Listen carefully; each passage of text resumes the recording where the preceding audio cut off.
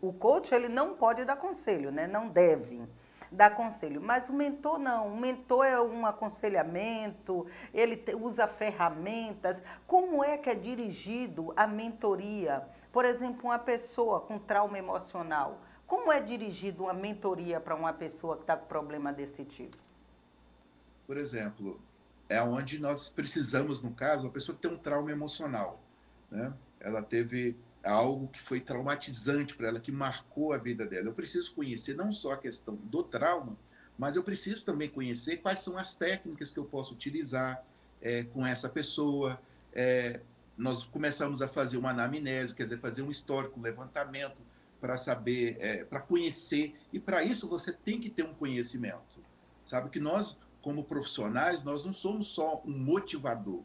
A motivação, ela aparece no processo, mas você precisa conhecer. Eu preciso conhecer o que é o trauma, eu preciso saber as áreas de atuação, de ramificação desse trauma, quais são as possibilidades, se ele tem, se o trauma é emocional, só de ordem emocional, se tem um comprometimento psiquiátrico, um comprometimento neurológico. Então, tudo isso requer o quê? Um entendimento, né, aprofundado daquilo que você propõe a fazer. Igual, eu pego o quê? Traumas emocionais. Né? Então, eu vou fazer um plano terapêutico baseado no histórico do meu paciente. Entendeu? Então, eu tenho que ter esse conhecimento.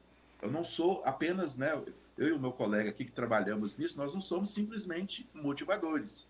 Nós também exercemos o trabalho de motivação, mas exige um conhecimento técnico, e é isso que faz a diferença de cada profissional, daquelas pessoas que se apresentam como coach, ou que se apresentam como mentor, ou, né? Cada Bem, profissional ele tem que ter um respaldo, digamos assim, científico ou técnico. Pelo menos é assim que tem eu lido algum com essa questão. Tem alguma história nessa sua jornada como mentor, né? E tem alguma história, tem algum caso que você possa falar, obviamente, que marcou muito, que você sempre fala, alguma coisa que ficou gravada em sua mente que você não conseguiu esquecer? Tem algum caso específico que você possa contar para nós?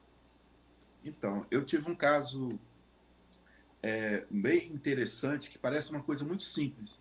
Um rapaz, ele tinha trauma familiar a tal ponto que ele não queria construir família. Ter filhos, então, sem pensar, sem cogitar essa possibilidade.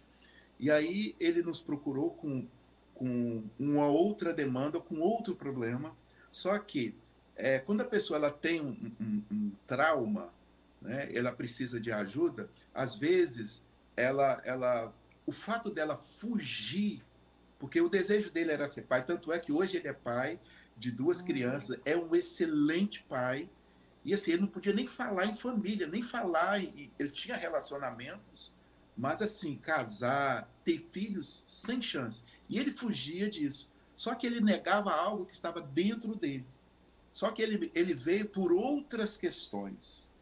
E nesse mapeamento e nesse levantamento de problema, nessa anamnese que nós fazemos, eu fui detectando junto com ele, olha, que ele se realizava ou se realizaria sendo um marido, sendo um pai.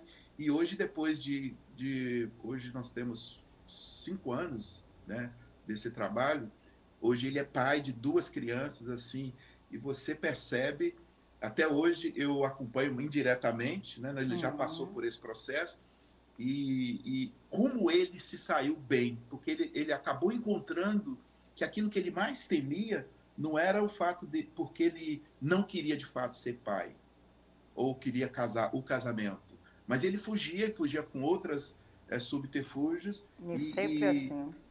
e acabou encontrando hoje como ele assim, ele conseguiu equalizar a sua vida no seu trabalho, cresceu profissionalmente, Que maravilha. casou e tem duas crianças assim. E é impressionante a mudança. E às vezes eu converso com ele, pelo menos nós temos um encontro, pelo menos uma vez por mês, e eu falo, quem te viu, quem te vê. Né? Mas é isso. É você tirar aquele sujeito do ponto A, da situação atual, e leva ele para uma situação onde ele tenha condições desfrutar do seu potencial. Ele não sabia que ele tinha esse potencial de ser pai. Pelos traumas dele, por isso que ele fugia. Eu não quero casar, não quero ser pai, jamais.